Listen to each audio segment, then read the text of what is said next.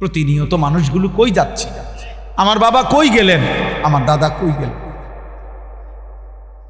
আমার চাচা মামা ফুফা খালুরা কই গেলেন, কই গেলেন। আমার জ্যাঠারে আমি এক সপ্তাহ আগে দেখা গেছি, এক সপ্তাহ পরে দেখছি জ্যাঠা নাই। জ্যাঠার জানাজা আমি পড়াইছি,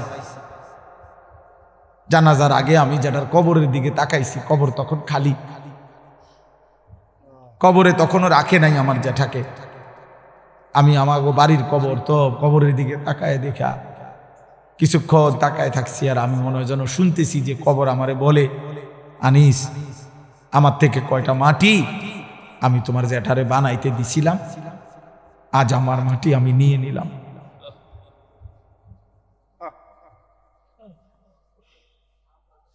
আজ আমি আমার মাটি আমি নিয়ে নিলাম। হুজুর বলতেছিলেন আমার আব্বারে দেখছেন, মহব্বত করতেন।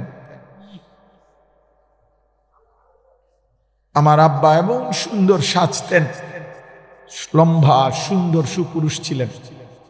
আমার বাবা, আমার আব্বা ছিলেন।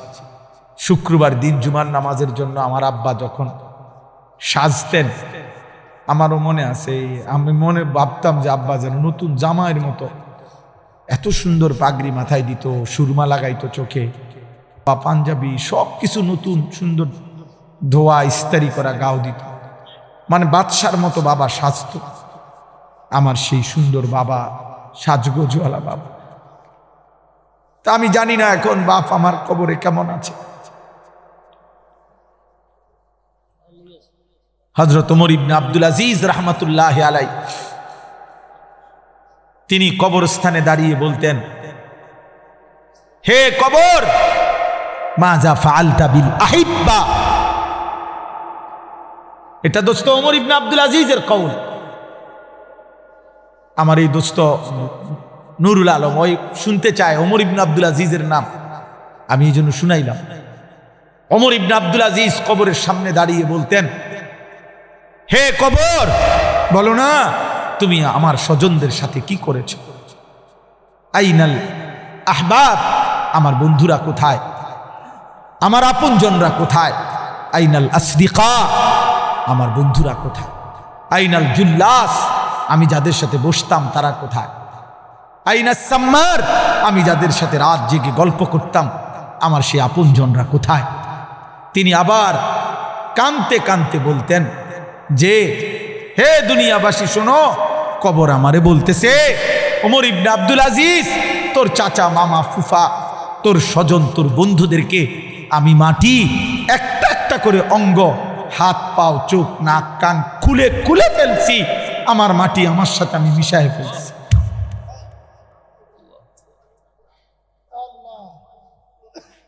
আমার মাটি আমি আমার সাথে মিশায় ফেলছি। দোস্ত আমার, বন্ধু আমার, প্রিয় নওজোয়ান, তুমিও থাকবা না আমিও থাকবো না, তুমিও থাকবা না আমিও থাকবা না। উনিও ছিলেন, এখন নাই। আল্লাহ তাআলা বলেন, শুনেন, এই মৃত্যুর দৃশ্য, আল্লাহর সামনে দাঁড়াবার দৃশ্য, মৃত্যুর মুহূর্তের স্মৃতি অবস্থা আল্লাহ তাআলা এখানে তুলে ধরছেন। এই জায়গা বড় সাংঘাতিক। আমার একজন আপনজন, আমার বিবির বড় ভাই মাওলানা মুফতি উসমান গনি 2-3 দিন আগে আমার সাথে সফরে ছিলেন উত্তরবঙ্গ। তো এক জায়গায় ফজরের নামাজ পড়াইছে এই 2 দিন আগে। তো ফজরের নামাজে উনি এই আয়াতের এই সাইডটা পড়ছেন। উনি যে সময় পড়ছে নামাজে, তখনই আমার কলিজা ছিঁড়ে গেছে যে হায় মালিক, আপনি কি বললেন? ওইখান থেকে এটা মনে হয়েছে যে আমি আপনাদেরকে শুনাই। আল্লাহ তাআলা বলেন, কুল, হে নবী আপনি বলুন, ইয়াতাওয়াফাকুম মালাকুল মাউতিল্লাযী ওয়াক্কিলা বিকুম, আমি আল্লাহর পক্ষ থেকে আমি যেই ফেরেশতা মালাকুল মউত আজরাইলকে দায়িত্ব দিয়েছি, সেই ফেরেশতা মালাকুল মউত আজরাইল তোমাদের প্রত্যেককেই নির্দিষ্ট সময়ে মৃত্যু দিয়ে দিবে। ইয়াতাওয়াফাকুম, তোমাদের মৃত্যু ঘটাবে, তোমাদের জান কবজ করবে আমার হুকুমে।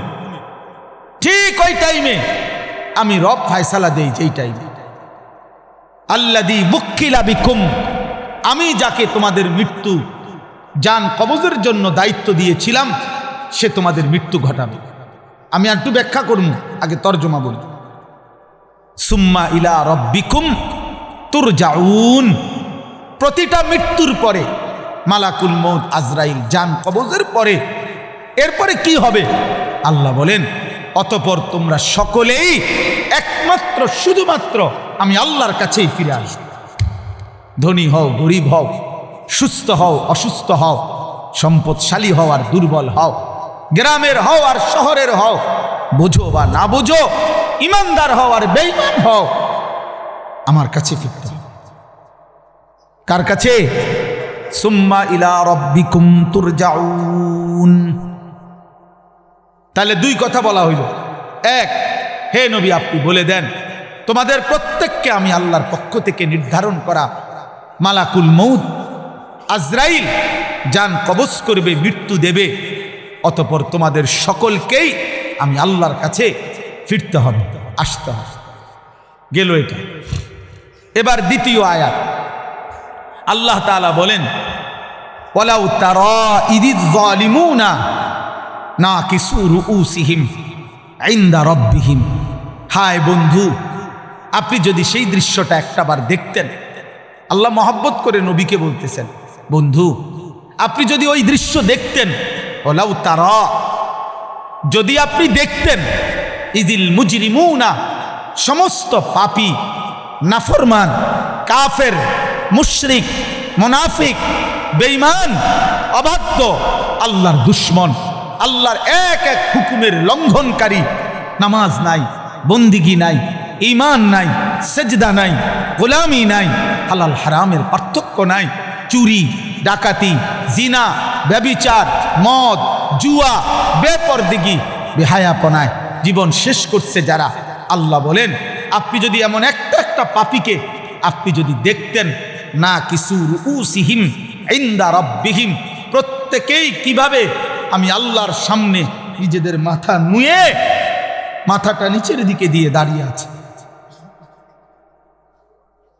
সেদিন আমি আল্লাহর সামনে চোখ তুলে তাকাবে, সেদিন আমি আল্লাহর চোখের দিকে তাকিয়ে একটা প্রশ্নের উত্তর দিবে, সেদিন আমি আল্লাহর মুখোমুখি হলে আমার দিকে চোখ ফিরে দেখবে। খোদার কসম আল্লাহ বলে, বান্দা এই সক্ষমতা থাকবে না, এই সক্ষমতা থাকবে না, এই সক্ষমতা থাকবে না। আল্লাহ এবার বলেন, তো মাথা নিচের দিকে দিয়ে নাফরমান চোখের পানি ফেলতে ফেলতে বলবে, রব্বানা আবসারনা ওয়া সামি'না, আল্লাহ জাহান্নামের দৃশ্য যা দেখার তা তো দেখলাম, যা শুনবার আযাবের ঘোষণা তা তো শুনলাম, ফারজি'না, অতএব মাওলা আপনার কাছে মুখোমুখি হয়ে মাথা নিচের দিকে নামিয়ে অপরাধী হিসাবে স্বীকৃতি দিয়ে আজ শুধু একটা আবদার, আমার একটা বারের জন্য দুনিয়ায় ফেরত দেন, আর একবার আমারে দুনিয়ায় যেতে দেন, না আমাল সালিহান, এবার গেলে সত্যি সত্যি আমি নেক আমল করব, গুনাহ ছাড়ব, সেজদা দেব, আপনার গোলামি করব। কেন? ইন্না মুকিনুন, আজ আমি আখিরাত বিশ্বাস করছি, আজ আমি কবর বিশ্বাস করছি, আজ আমি হাসর বিশ্বাস করছি, আজ আমি জান্নাত জাহান্নাম বিশ্বাস করছি। অতএব আপনি আমারে আরেকবার দুনিয়ায় ফেরত যেতে দেন। আল্লাহ তাআলা এবার তৃতীয় আয়াত আল্লাহ তাআলা বলেন, আল্লাহ জবাব দিবেন, ওয়ালাউ শি'না লাআতাইনা কুল্লা নাফসিন হুদাহা।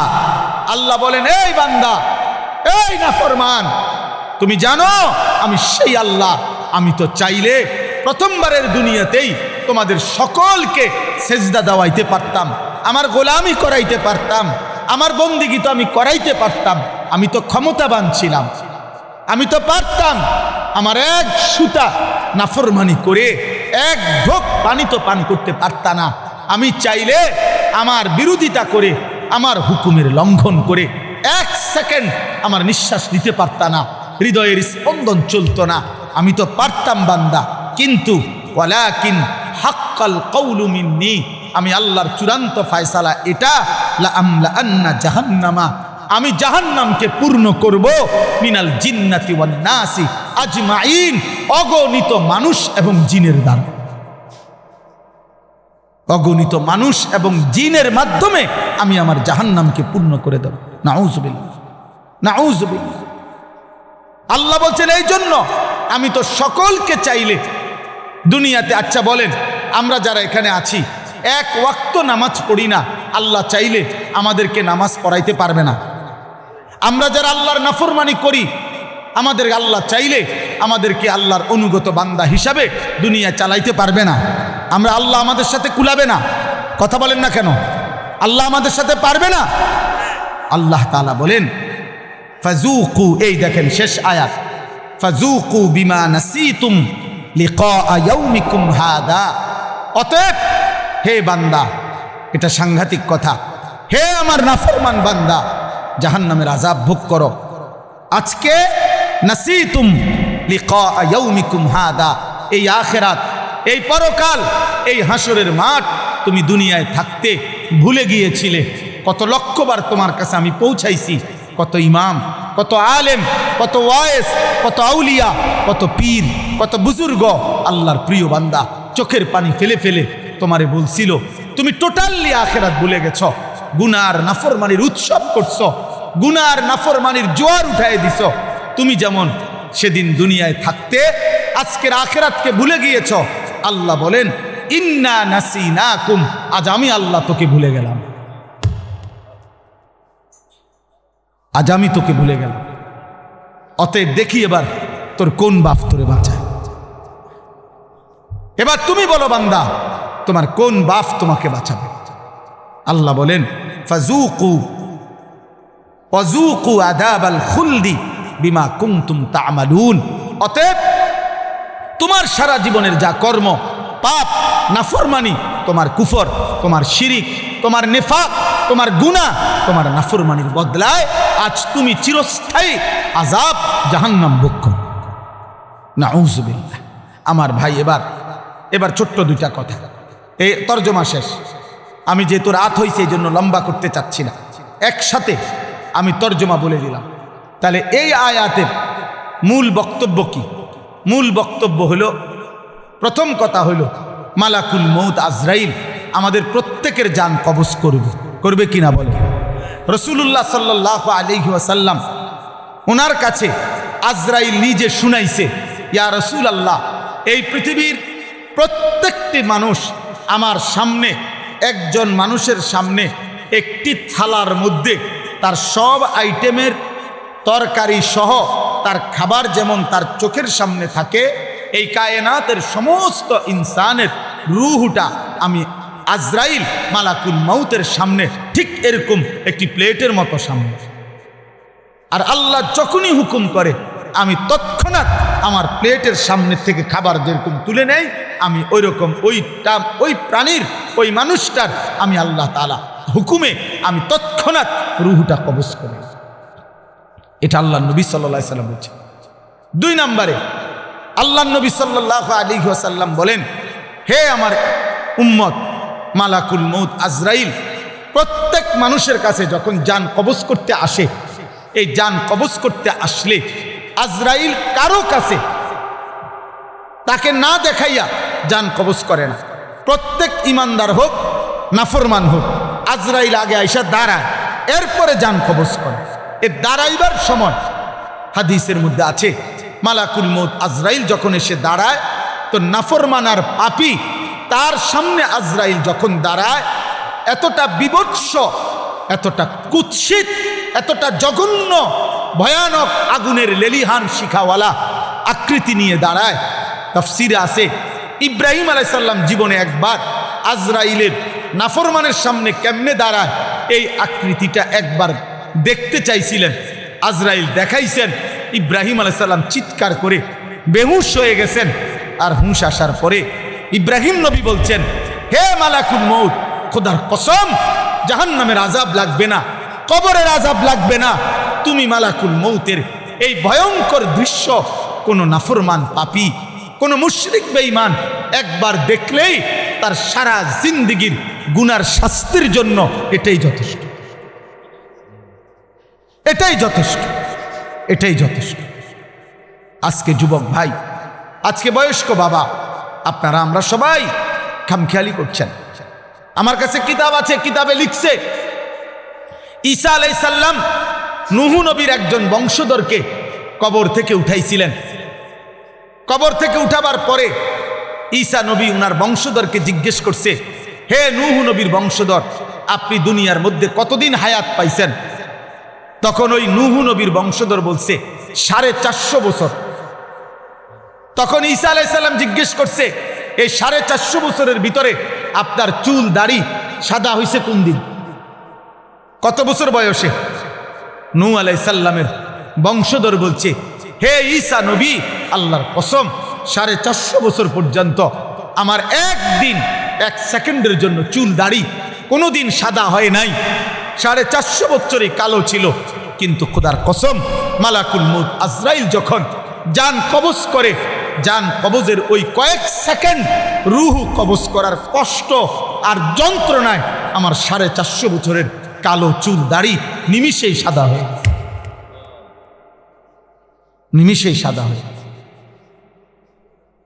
আরো শুনেন আমার দোস্ত, কিতাবের মধ্যে আছে রাসূলুল্লাহ সাল্লাল্লাহু আলাইহি সাল্লামের একজন বিখ্যাত সাহাবী আমর ইবনে আস রাদিয়াল্লাহু তাআলা আনহু, তিনি বলছেন ওনার সন্তান ওনার মৃত্যুর পূর্ব মুহূর্তে নবীর সাহাবীকে জিজ্ঞেস করছে, আব্বা, এই মুহূর্তে আপনি নবীর একজন মহান সাহাবী, আপনার মৃত্যুর যন্ত্রণা আজরাইলের রূহ কবজ করার পূর্বে কেমন লাগতেছে?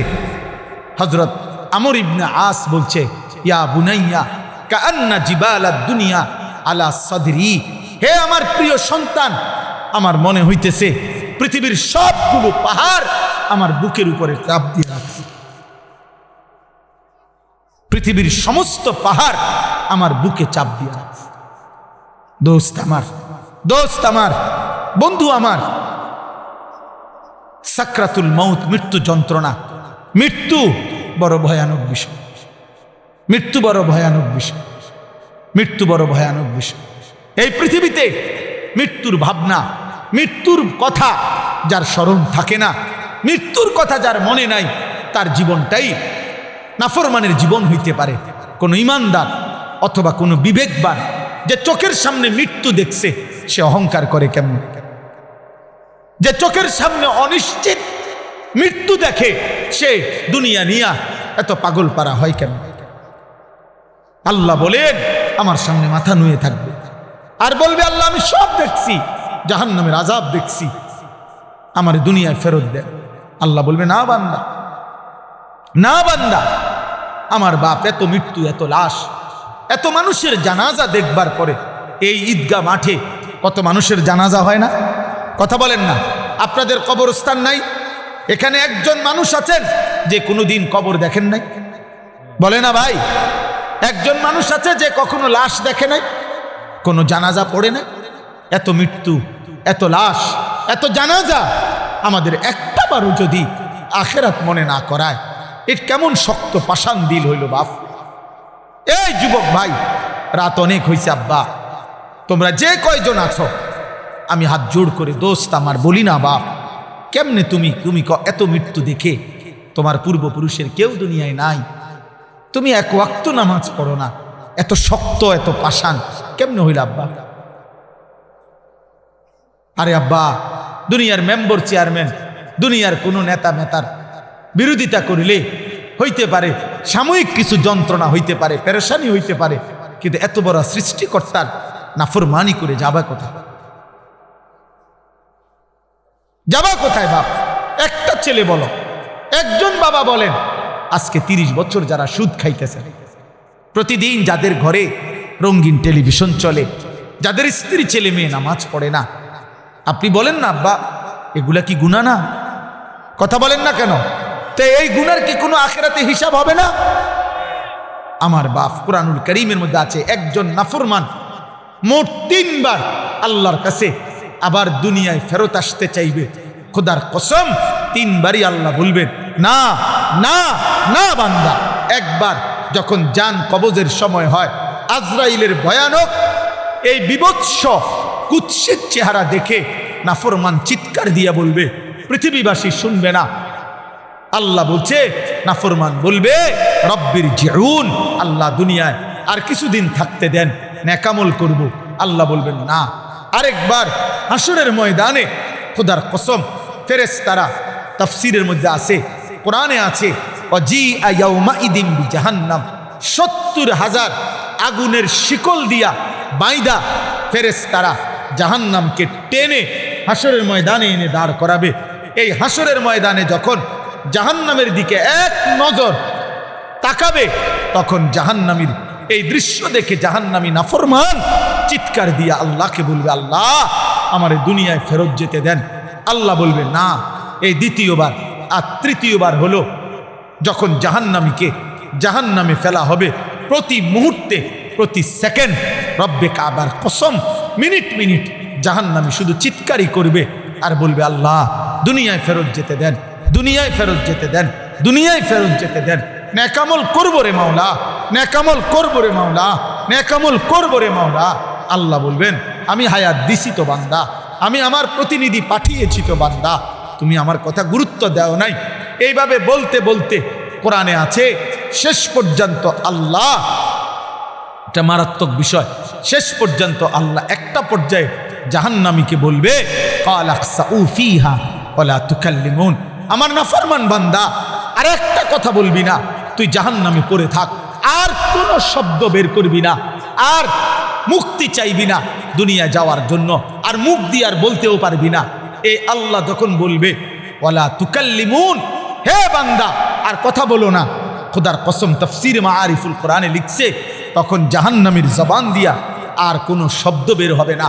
এবার যা বের হবে তা হয় কুকুর নাই তো গাধার বিকট আওয়াজ। জাহান্নামীর জবান থেকে কুত্তার আওয়াজ বের হবে, গাধার আওয়াজ। এই জন্য রাত গভীরে দোস্ত আমার, কবরবাসীদের মৃত্যু, মরহুম মাওলানা সাহেবের মৃত্যু, আর এই আমাদের স্বজনদের মৃত্যু, এই সব মৃত্যুর কথা স্মরণ করে আমাদের এটা উচিত ভাবা। আমাদের গন্তব্য আমাদের আখিরাত, আমাদের গন্তব্য আমাদের কবর, আমাদের গন্তব্যই আমাদের চলে যাওয়া, আমাদের চলে যাওয়া। এই রং তামাশার এই দুনিয়ায় আমরা বেশি বাড়াবাড়ি করছি। দেন সবচেয়ে বড় কথা হইল, আমাদের কিশোর যুবক অধিকাংশ নামাজ পড়ছে না, আর আমাদের বাপ চাচা দাদা মা, আমাদের অভিভাবকরা অধিকাংশই ছেলে মেয়ে বউ বাচ্চার ইমান আমল নামাজ, ওদের হালাল হারাম পাক নাফাক এটা নিয়ে কোনো যত্নবান নাই। সবাই ব্যস্ত বিল্ডিং দালান, ঘর বাড়ি, সোফা খাট ফার্নিচার, এই নিয়েই ব্যস্ত। আরে বাবা, আপনার ছেলে এক ওয়াক্ত নামাজ পড়ে না, কার লাগা বিল্ডিং বানাইতেছে? আপনার বিবি টোটালি পর্দা করে না, কার জন্য ঘর বানাইতেছে? কার জন্য ঘর বানাইতেছে? কার জন্য মাথার ঘাম পায়ে ফেলছে? বলেন বলেন, আপনার বলেন। আল্লাহ তাআলা তো ওয়াদা দিছে, লা আমলা আন্না জাহান্নাম, আমি জাহান্নাম পূর্ণ করব মানুষ দিয়া, মানুষ দিয়া। কোরআনুল কারীমের মধ্যে আছে, জাহান্নামের মধ্যে মানুষ ফেলবে আর আগুন আরো বাড়বে, আবার ফেলবে আগুন বাড়বে।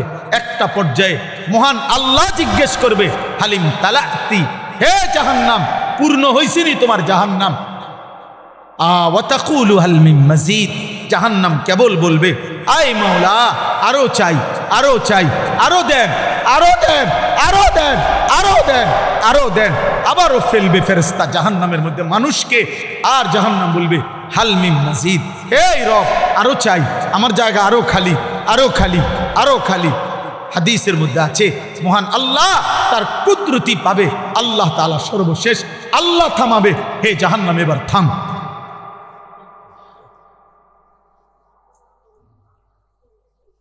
আফসোসের বিষয়, আফসোসের বিষয়। আপনি ভেবে দেখেন, আমরা কিতাবে পড়ছি, আমার কাছে এই কিতাব গাড়িতে আছে। একজন বড় বুজুর্গ ছিলেন, আলী ইবনে ফুজাইল। এই মহান বুজুর্গ একদিন রাত্রিবেলা আল্লাহর কোরআন পড়তেছিলেন, তো পড়তে পড়তে হঠাৎ কোরআন শরীফের এই আয়াত পড়ছেন, ওয়াকিফুহুম ইন্নাহুম মাসউলুন। কিয়ামতের দিন আল্লাহ ফেরেশতাদেরকে বলবে আমার বান্দাকে আমার সামনে এনে দাঁড় করাও, আমি আল্লাহ এখন তাকে জিজ্ঞেস করব। এই কথাইটা উনি যখন পড়তেছিলেন তাফসীরের মধ্যে, আরে ওই হাদিস কিতাবে আছে, উনি এত বেশিবার এই আয়াতিটা বারবার পড়তেছিলেন আর কাঁদতেছেন, আহা আল্লাহ জিজ্ঞেস করবে, আল্লাহ জিজ্ঞেস করবে, আল্লাহ জিজ্ঞেস করবে। একটু পরে ঘরওয়ালারা টের পাইছে উনি বেহুশ হয়ে গেছেন। এরপরে হাত দিয়ে দেখছে না, উনি মারাই গেছেন, মারাই গেছেন। এই এক কথা শুধু ভাবছেন, আহা আমার রব আমাকে জিজ্ঞেস করবে, আমি কি উত্তর দেব? আমার রব আমাকে জিজ্ঞেস করবে, আমার মালিক বলবে আনিস 365 দিনে কোনো দিন ফজরের নামাজ পড়লা না?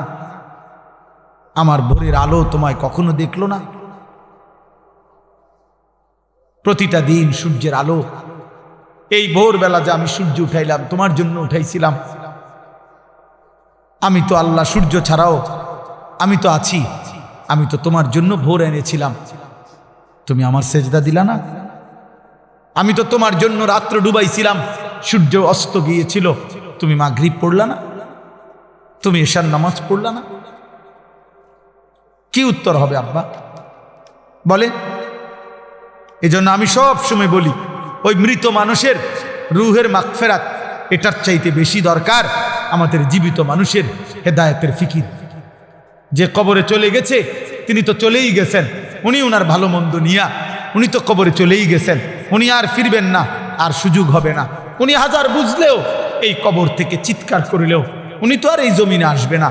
কিন্তু আমরা তো এখনো বেঁচে আছি, আমাদের তো এখনো সুযোগ ছিল, আমরা তো পারতাম আজও আল্লাহকে সেজদা দিতে, আমরা তো পারতাম আল্লাহকে ডাকতে, পারতাম আল্লাহকে। অতএব এই রাত গভীরে আমার কথা আমি এতটুকুই আজকে বললাম, আমরা প্রত্যেকে ইনশাআল্লাহ নিজের আখিরাত, নিজের কবর, নিজের মৃত্যু, এই অনিবার্য বাস্তবতাকে আমরা স্মরণ করে আমরা আখিরাতকে, নিজের জীবনকে সাজাবার চেষ্টা করব, বলেন ইনশাআল্লাহ। যুবক ভাই তোমরা ফজরের নামাজ পড়ো ভাই। প্রিয় ভাই তোমাদের অনেক ছেলে আব্বা চুল, চেহারা, লেবাস, পোশাক দেখলে বোঝা যায় শরীর নাফাক, পেশাব করে পানি নাও না, নারী ছবি, অস্থি দৃশ্য দেখে দেখে নিজেদের চেহারাটা নষ্ট করে ফেলছ। অনেক ছেলে তোমরা তোমাদের অল্প বয়সে চেহারা বুঝায় যা অনেক কালো হয়ে গেছে, চেহারার সৌন্দর্য নষ্ট হয়ে গেছে। চুলের পেখম দিয়া সুন্দর হয় না আব্বা, সেজদা দিয়ে সুন্দর হয়, সেজদা দিয়ে সুন্দর হয়, সেজদা দিয়ে সুন্দর হয়, সেজদা দিয়েই সুন্দর হয়। হ্যাঁ হ্যাঁ, আহ আল্লাহ আমাদেরকে হেফাজত করেন, আল্লাহ আমাদেরকে হেফাজত করেন, আল্লাহ আমাদেরকে হেফাজত করেন। রব্বুল আলামিন এই কপাল আমাদের বানিয়েছেন সেজদার জন্য। এই পৃথিবীর কোনো কাজে কপাল লাগে না। মানুষ হাত পাও, মানুষ চোখ কান, মানুষ নাক দিল দিমাগ দিয়া উপার্জনের বিভিন্ন কিছু করে রোজগারের জন্য, কিন্তু কপাল দিয়া কোনো কিছু দাক্কায়ও না, আজ্ঞায়ও না। কপাল দিয়া কোনো কাজ, পৃথিবীর উপার্জনের কোনো কাজ কপাল দিয়ে হয় না। তাহলে কপাল আল্লাহ কেন বানাইলেন?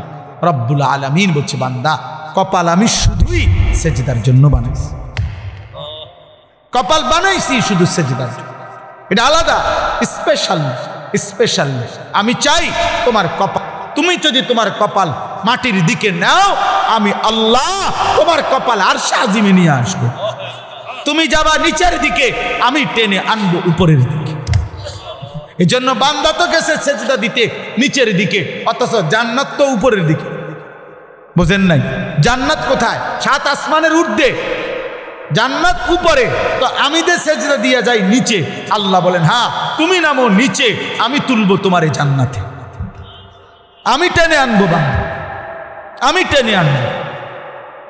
আর যদি তুমি নিজেই অহংকার করো, ঘাড় ফাঁক দাও, তুমি অহংকার করে মাথা সোজা করো যে কি হবে কার, কে কি করবে, আল্লাহ বলেন ওই অহংকারী ঘাড় আমি আল্লাহ নোয়াই দেব। এটাই আল্লাহ এখানে বলছেন, না কিছু রুউসিহিম, মাথা নোয়াইতে হবে, মাথা নোয়াইতে। আল্লাহ তাআলা আমাদের প্রত্যেককে আখিরাতের ফিকির দান করে। আজকে হযরত মাওলানা গিয়াসউদ্দিন সাহেব রাহিমাহুল্লাহ ওনার এই স্মরণে এই মাহফিল, কবরবাসীদের রুহের মাগফিরাতে এই মাহফিলে আমার এটাই বক্তব্য। চলেন আমরা আমাদের এই মেহমানরা, আমাদের এই ভাইরা আমরা প্রত্যেককেই আখিরাতকে মনে করব। বলেন ইনশাআল্লাহ, বলেন ইনশাআল্লাহ। আমরা মরবো তো আব্বা, জওয়ান ভাই বলো না, মরবা তো তোমরা সবাই, তাহলে সেজদা আল্লাহ বড়।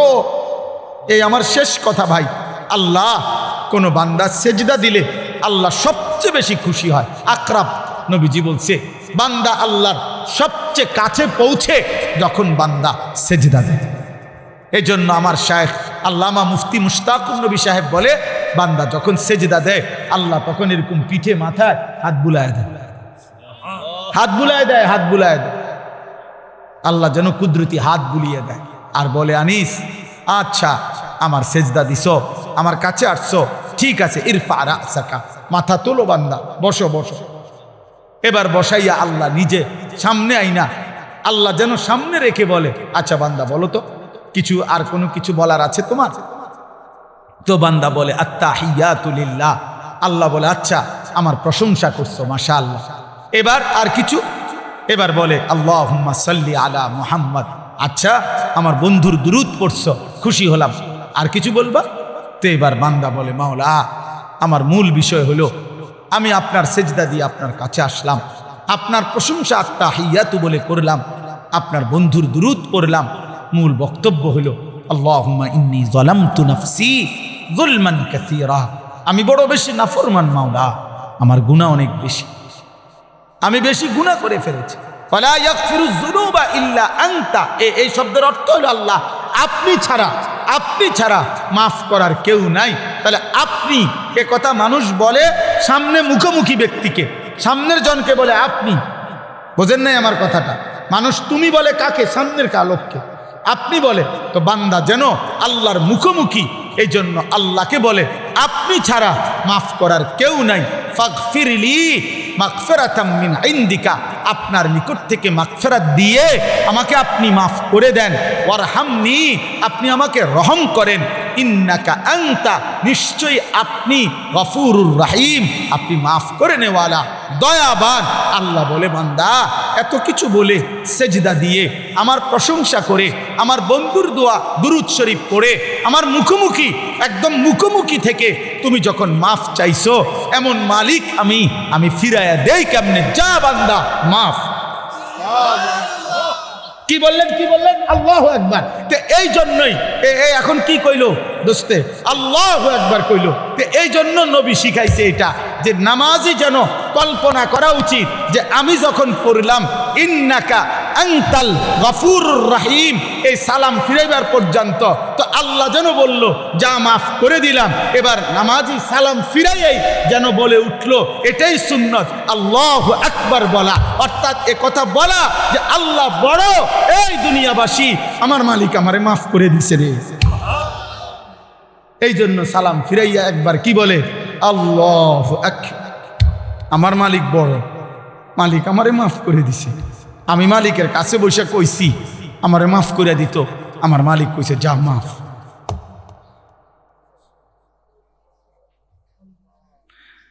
এজন্য আল্লাহ নবী সাল্লাল্লাহু আলাইহি ওয়াসাল্লাম বলছেন, ইয়ামহুল্লাহু বিহিন্নাল খাতায়া, 5 ওয়াক্ত নামাজের বদলায় আল্লাহ তাআলা বান্দার সমস্ত গুনাহ মাফ করে দেয়, সব গুনাহ। চলো বাবা ইনশাআল্লাহ সেজদা করব তো ইনশাআল্লাহ, নামাজ পড়বো তো ইনশাআল্লাহ। আল্লাহ তৌফিক দেন, আল্লাহ কবুল করেন, আল্লাহ তাআলা আমাদেরকে ঈমান আমলের দৌলত দান করেন। আল্লাহ তাআলা হুজুরের কবর, এলাকার সমস্ত কবর আল্লাহ তাআলা নূরে নূরে ভরপুর করে দেন, আমিন। হুজুর দোয়া করে দেন। এখান দিয়ে একটু ধাক্কা দিয়ে দেন, আস্তে সামনে এদিকে ধরেন ভাই, আমরা নাম নেই, আমরা মুরব্বী।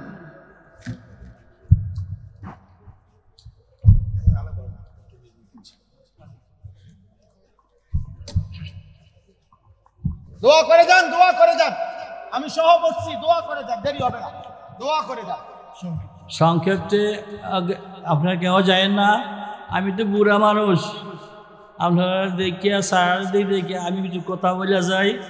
আমি আপনারা আর দেখি আল্লাহ দেখি, বয়স হয়ে গেছে।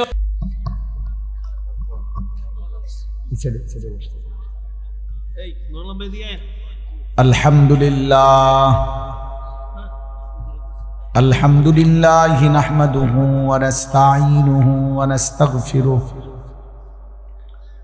ওয়া নু'মিনু বিহি ওয়া নাতাওয়াক্কালু আলাইহি ওয়া নাউযু বিল্লাহি মিন শুরুরি আনফুসিনা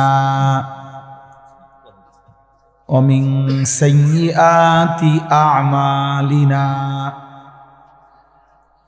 من يهده الله فلا مضل له ومن يضلله فلا هادي له ونشهد أن لا إله إلا الله وحده لا شريك له ونشهد أن سيدنا وحبيبنا ومولانا محمدا عبده ورسوله أما بعد فأعوذ بالله من الشيطان الرجيم بسم الله الرحمن الرحيم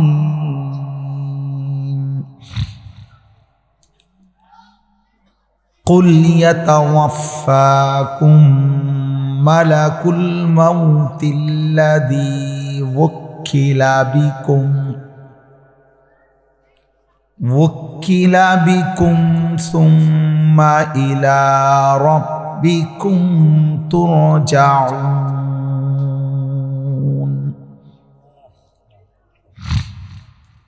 ولو ترى إذ المجرمون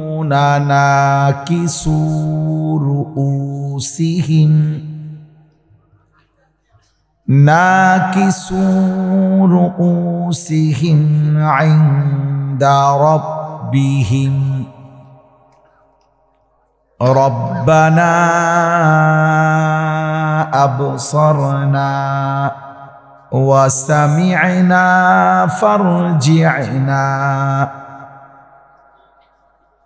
فارجعنا نعمل صالحا إنا موقنون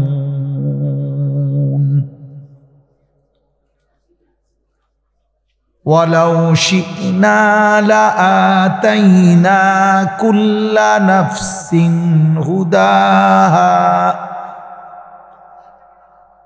ولكن حق القول مني لأملأن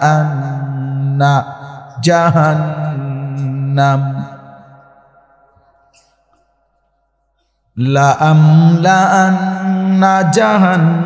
من الجنة والناس أجمعين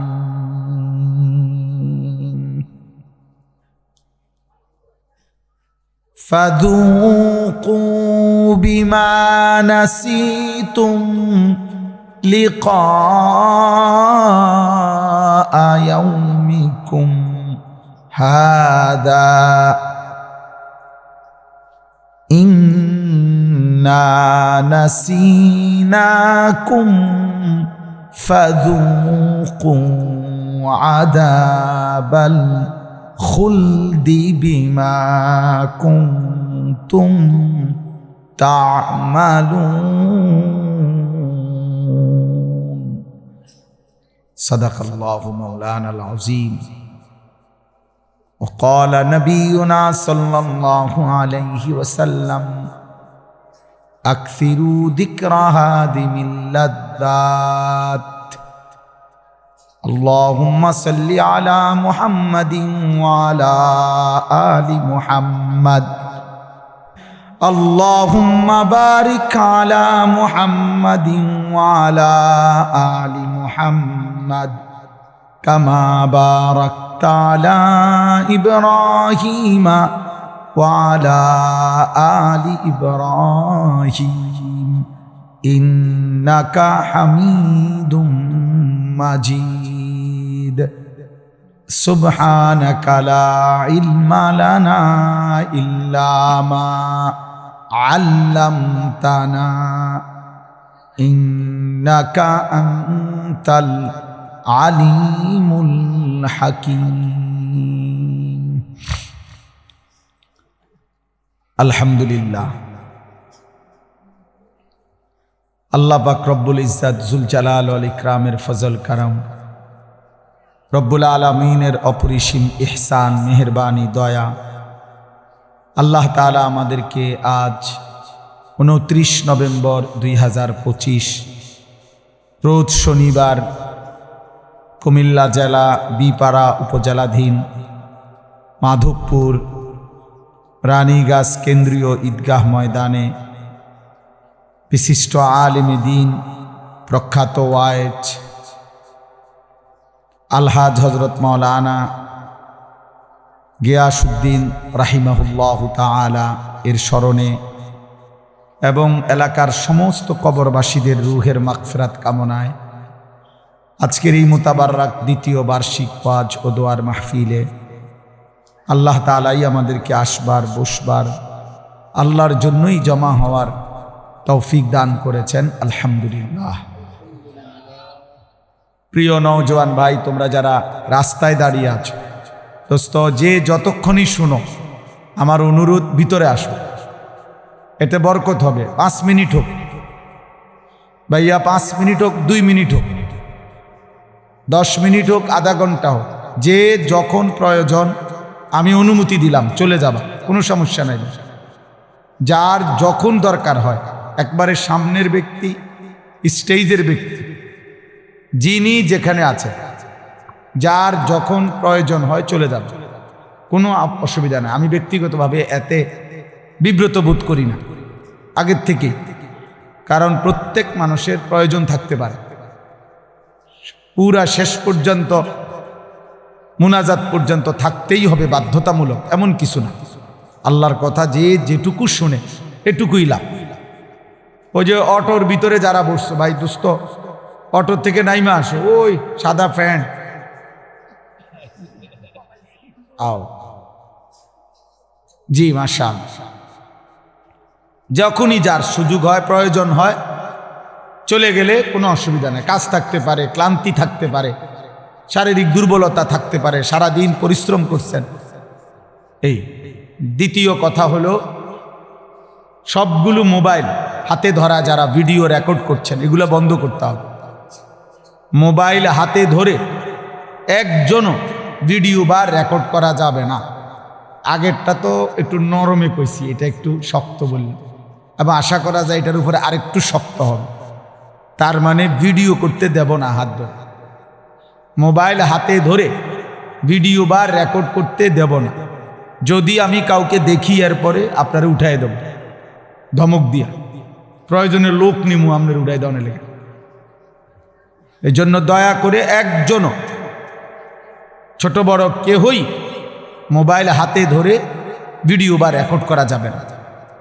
দোস্ত, এতে মনোযোগ হয় না, দিল জমে না, দিল জমে না। রাত 11টা বাজে, কাজেই রাত্র একদম কম হয় নাই, অনেক রাত হয়েছে, চারদিকে ঠান্ডা, কুয়াশা। অতএব আমাদের প্রত্যেকেরই ঘরে ফেরা দরকার, কিছুটা সময় ঘুমানো দরকার, ফজরের নামাজ পড়া দরকার। আর তদুপরি সারাদিনের ক্লান্তির পরে আল্লাহ তাআলা কোরআনুল কারীমের মধ্যে বলছেন, ওয়াজআলনা নাওমাকুম সুবাতা, আমি আল্লাহ তোমাদের জন্য ঘুম বানিয়েছি। কেন বানিয়েছি? আল্লাহ নিজেই বলেন সুবাতান, অর্থ হইল তোমাদের ক্লান্তি কেটে দেওয়ার জন্য, দূর করার জন্য। সাবতুন অর্থ হইল কাটা, দূর করা। আল্লাহ বলেন তোমাদের ক্লান্তি দূর করার জন্য তোমাদের জন্য ঘুম আমি বানিয়েছি, আমি বানিয়েছি। ঘুম আল্লাহ তাআলার সৃষ্টি।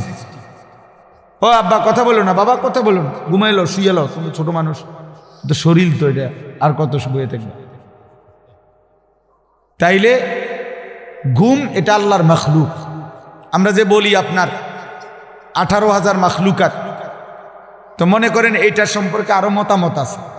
18,000 হোক আর 16,000 হোক, 2,000 বেশি হোক আর কম হোক, অথবা 10,000 বেশি হোক কম হোক, সবই আল্লাহ। সবই কার? আল্লাহ। তো এই মখলুকাত বলতে শুধু গরু, ছাগল, মানুষ, জিন এটা না, বরং আল্লাহ তাআলার মখলুক বলতে আমরা সবটা বুঝিও না। যেমন এই ঘুম, এটা আল্লাহর মখলুক, এটা আল্লাহ তাআলার মখলুক। জাআলনান নাহার, আল্লাহ বলেন আমি দিন বানিয়েছি, এটা আল্লাহর মখলুক। জাআলনাল লাইলা, আমি আল্লাহ রাত বানিয়েছি, তাহলে এটা আল্লাহর মখলুক।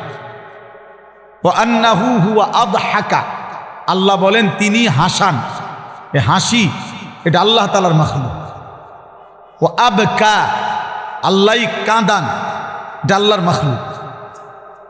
তাহলে আমরা আল্লাহর মখলুক কোনটা, কিরকম, কেমন, সবটা বুঝিও না। এই জন্য বাপ, প্রিয় ভাই নওজোয়ান, সবাই মিলে মহব্বতের সাথে আন্তরিকতা নিয়ে আল্লাহর কথা শুনলে বরকত হবে। একজন পরম শ্রদ্ধেয় জনাব হযরত মাওলানা গিয়াসউদ্দিন সাহেব আমাদেরও অনেক মহব্বতের ছিলেন।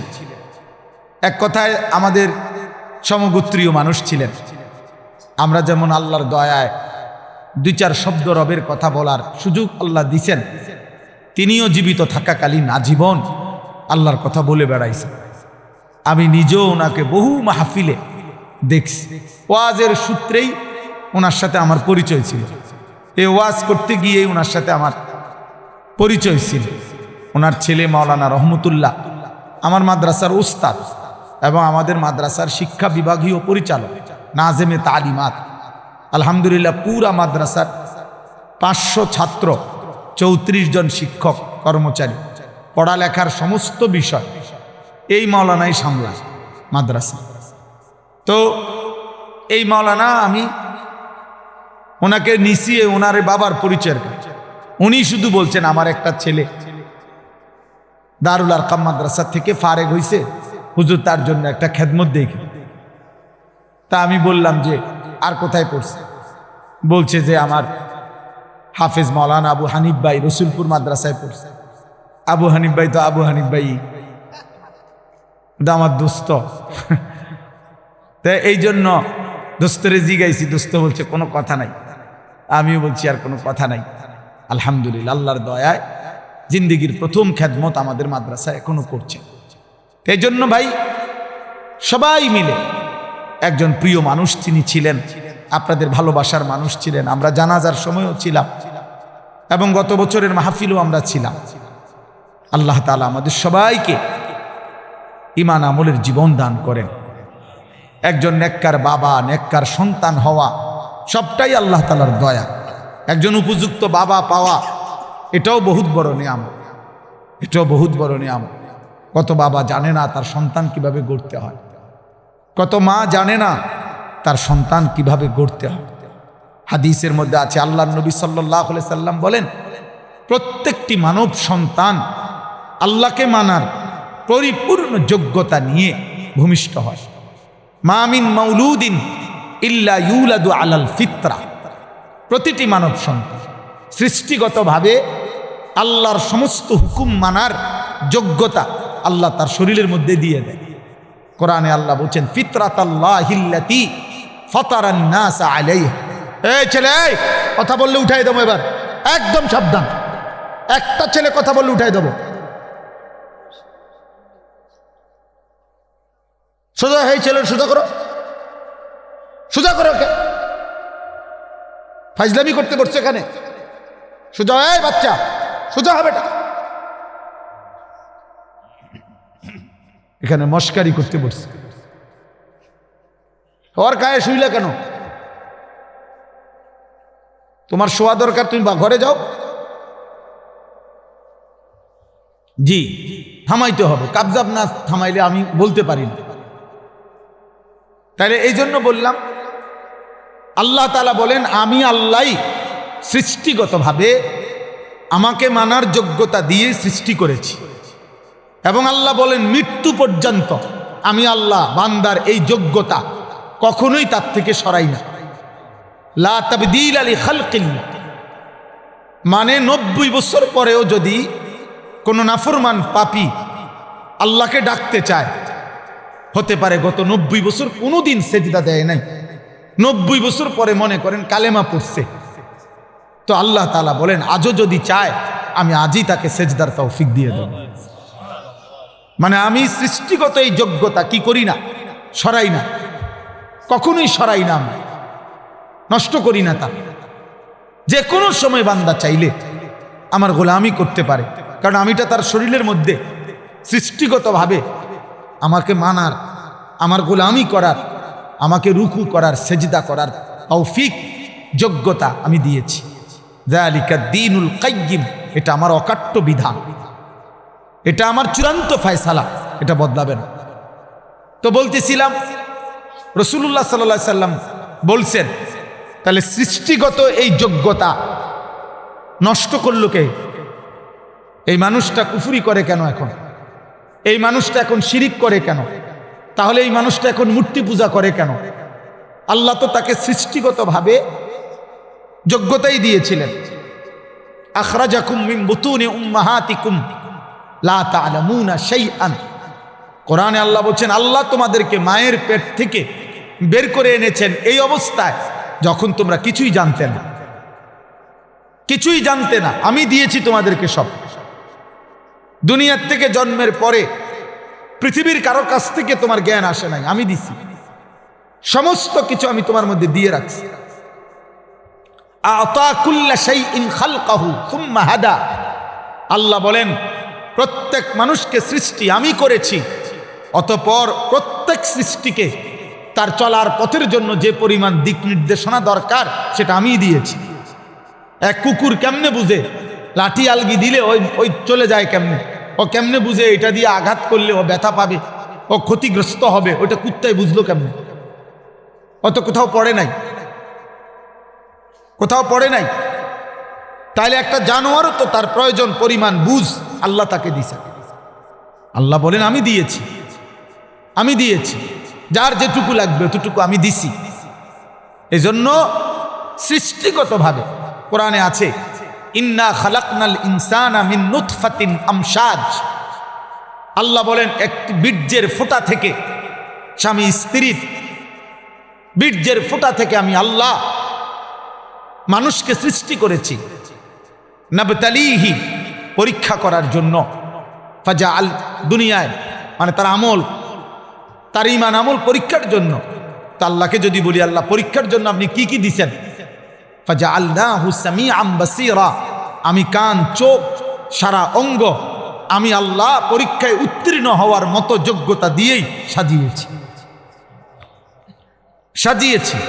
আবার আল্লাহ বলছেন ইন্না হাদাইনাহুস সাবিলা, আমি আল্লাহ শুধু অঙ্গ প্রত্যঙ্গ দিয়ে ছেড়ে দেই নাই, আমি আবার কোনটা কল্যাণ কোনটা অকল্যাণ, কোনটা ন্যায় কোনটা অন্যায়, কোনটা জান্নাত কোনটা জাহান্নাম, আমি আল্লাহ তাআলা তা বুঝাবার জন্য আমার পক্ষ থেকে পথ রাস্তা আমি বলে দিয়েছি দুই ভাবে। এক, আমি আমার পক্ষ থেকে মনোনীত বান্দা, কখনো নবী, কখনো রাসূল, কখনো উলামা, সাহাবা, এইভাবে পাঠিয়েছি। আর সাথে সাথে আসমানি কিতাব দিয়ে হেদায়েত দিয়েছি। আমি সব ইন্তজাম ক্লিয়ার রাখছি, সব ব্যবস্থাপনা রাখছি। শরীরের মধ্যে আমাকে মানার যোগ্যতা দিয়েছি। আমার এই কথাটা বুঝছেন? আল্লাহ আমাদেরকে আল্লাহর হুকুম মানার শারীরিক কি দিয়েছেন? যোগ্যতা দিয়েছেন। আবার সাথে সাথে বুঝাইয়া বলার জন্য কি করতে হবে তা বলার জন্য, বুঝানোর জন্য দুটা জিনিস দিছেন। একটা হলো মানুষ মানে নবী, রাসূল, উলামা, উনাদেরকে দিছেন। আরটা হলো কিতাব, আসমানি কিতাব দিছেন। তো এরপরে তাকে নষ্ট করে কে? তারে বিপদগামী করলো কে? সব কিছু থাকার পরেও আল্লাহর কিতাব আছে, বুঝানোর মতো মৌলানা আছে, ওলামা আছে। শরীরের মধ্যে রুকু করার, সেজদা করার যোগ্যতা আমাদের শরীরে আছে কিনা বলেন? একটা কোমর না বাঁকা হয়, নাই বাঁকা হইতো তো আল্লাহ রুকু করতে বলতো? সেজদা আমরা যে করতে চাইলে আমাদের সেজদা করার যোগ্যতা আছে আমাদের শরীরে? কথা বলে না? আছে? আছে, অবশ্যই আছে। কিন্তু একটা কুকুরকে বলেন, একটা ছাগলকে বলেন যে তাকবীরে তাহরিমা বাঁধো, বলে সম্ভব? তার জন্য তার মধ্যে সৃষ্টিগত এই যোগ্যতা আছে। একটা গাছকে বলেন যে তুমি রুকু করো, তার মধ্যে এই যোগ্যতা আছে? নাই। আমাদের মধ্যে আল্লাহ তাআলা সৃষ্টিগতভাবে যোগ্যতা দিয়েছেন, বুঝাইয়া বলার জন্য নবী রাসূল উলামা দিয়েছেন, বুঝবার মতো কিতাব দিয়েছেন। অতঃপর তাকে নষ্ট করে কে? তে যারা যারা তাকে নষ্ট করে এর মধ্যে অন্যতম একটা হলো বাবা মা। এই কথাটা বলার জন্য বলছি। আরো আছে নফস, শয়তান, অসৎ বন্ধু, কিন্তু একটা হলো পিতামাতা। নবীজি বলছে ফাআবাওয়াহু, ফাআবাওয়াহু, সরাসরি হাদিস। আল্লাহর নবী বলেন আমার এই সৃষ্টিগত আমাকে মানার যোগ্যতাটা নষ্ট করে দিল কে? নবীজি বলেন তার বাবা মা।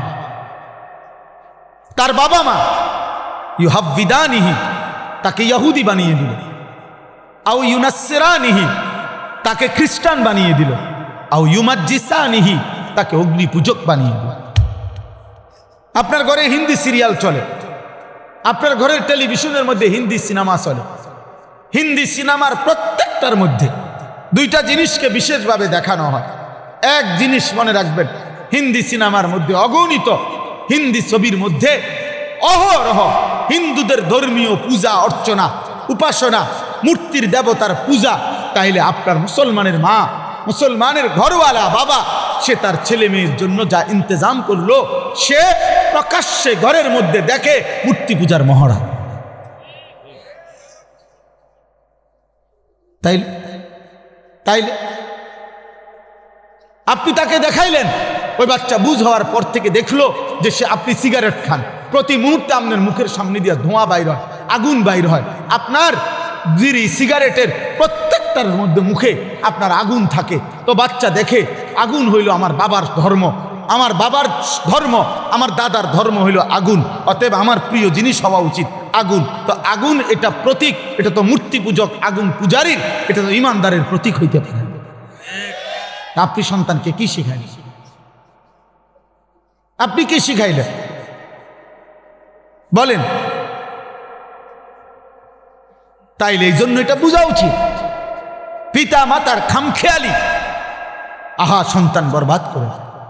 হাসরের ময়দানে, হাসরের ময়দানে ওই মা বাপ, ওই অভিভাবক যাদের কারণে তাদের অনুসারীরা, অনুগতরা, সন্তানরা জাহান্নামী হবে, খোদার কসম তারা যে যার কারণে জাহান্নামী হইছে, যাকে দেখে, যাকে অনুসরণ করে, আল্লাহর কসম সে তাকে ডাক দিবে, আল্লাহকে বলবে আল্লাহ আমার আব্বারে দেখতে চাই, আমার ওই নেতাটারে আমার একটু দরকার, আমার ওই দোস্ত তারে আমার একটু দরকার, আমার মাকে আমার একটু দরকার।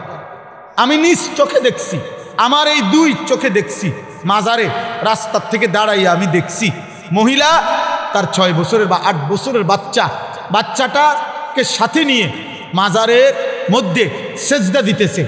মহিলা বাচ্চাটা দিতে চায় না, মহিলা এমনি মাথাটা জাঁতা দিয়া, চাপ দিয়া বাচ্চাটাকে সেজদা করেছে। হায় মা, তুই কি করলি? তুই মা করলিটা কি? তুই তোর ছেলেটাকে মুশরিক বানায় দিবি? আল্লাহ তাআলা যার রক্তে ঈমান দিছিলেন, যাকে সৃষ্টি লগ্নে আল্লাহ ঈমানের নিয়ামত দিয়ে দিছিলেন, আল্লাহকে মানার, তুই মা তাকে মুশরিক বানায় দিলি। মা কি করলা? মা তুমি ছেলেটাকে কি করলা?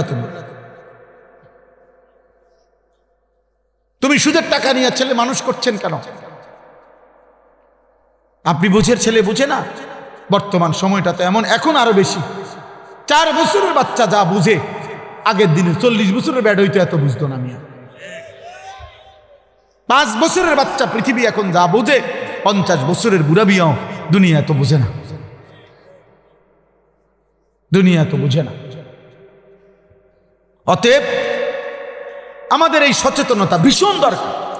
আপনারা গ্রামের মানুষ বলে, আপনারা গ্রামের মানুষ এ সমস্ত নয়সয় কথা বলে খামখেয়ালি করেন না বাপ। আমি অনুরোধ করছি, এই বাপ, গ্রামে থাকেন আর শহরে থাকেন, সম্পদ কম থাকুক আর না থাকুক, অভাবে থাকেন আর প্রাচুর্যে থাকেন, মৃত্যু আসবেই, কবরে যেতে হবেই, আখেরাতে মুখোমুখি আল্লাহর হতে হবেই, আল্লাহর মুখোমুখি হতে হবেই, মালাকুল মৌত আমাদেরকে নিয়ে যাবেই। এই আমি আপনাদের সামনে কোরআনুল কারীমের যে আয়াতগুলো পড়ছি, এই আয়াতগুলো আমি একটু ব্যাখ্যা পরে করতেছি, আগে তর্জমাটা শুধু শোনেন, তাহলে আপনি বুঝবেন। শুধু অনুবাদটা শোনেন আল্লাহ কি বলেন। আমি এখানে 21 নম্বর পারা কোরআনুল কারীমের 32 নম্বর সূরা, এই সূরাটার নাম সূরা সাজদা। এই যে আমরা যে সেজদা দেই, বুঝেন নাই, এই সূরার নামই সেজদা।